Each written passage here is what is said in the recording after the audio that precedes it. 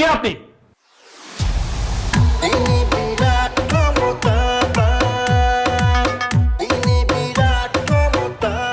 আপনার অনেক সাহস এবং আপনার সাহস অজ্ঞতা প্রসূত।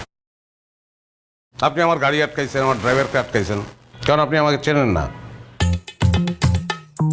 সায়েম চৌধুরী, সিআইপি, আপনাদের থেকে অনেক বড় বড় হ্যাডওয়ালা অফিসারদেরকে স্যার বাম পকেটে নিয়ে ঘোরেন। মন্ত্রী সুলতান মাহমুদ, আমার চাচা, মন্ত্রী ফিরোজ আলম, আমার ফুপা, আপনাদের আইজি ডিআইজি সবাই স্যারকে সমীহ করে চলে, আর আপনি স্যারকে থানায় আসতে বাধ্য করছেন। How dare you! এই কথা বলো না, এত কথা বলো কেন? বেশি কথা বলো তুমি। জি স্যার।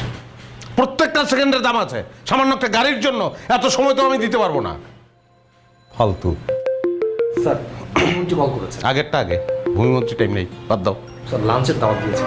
বাদ দাও। জি স্যার। ডিআইজি পারভেজকে ফোন দাও। জি স্যার।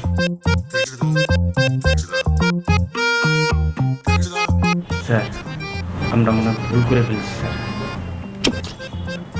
আর গাড়ি ধরে নিয়ে আসছো। তার কারণে যদি আমার কোনো ক্ষতি হয় তাহলে তোমার খবর আছে। বুঝতে পারি। আসসালামু আলাইকুম স্যার, আপনার সাথে কথা বলবেন স্যার। ওয়ালাইকুম আসসালাম।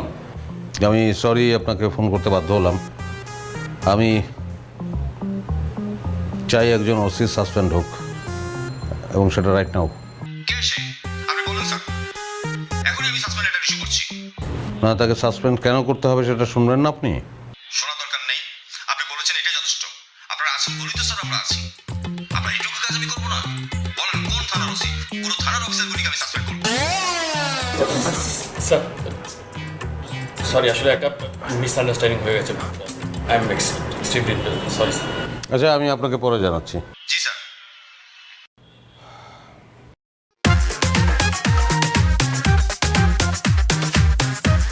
Sorry sir, please. সরি বললেন, ইটস ওকে। দুইটা শর্ত আছে। এক নম্বর শর্ত, আমার গাড়িটা যে লোক আটকিয়েছে তাকে।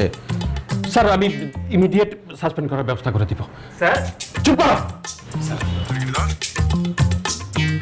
চলো মতিন।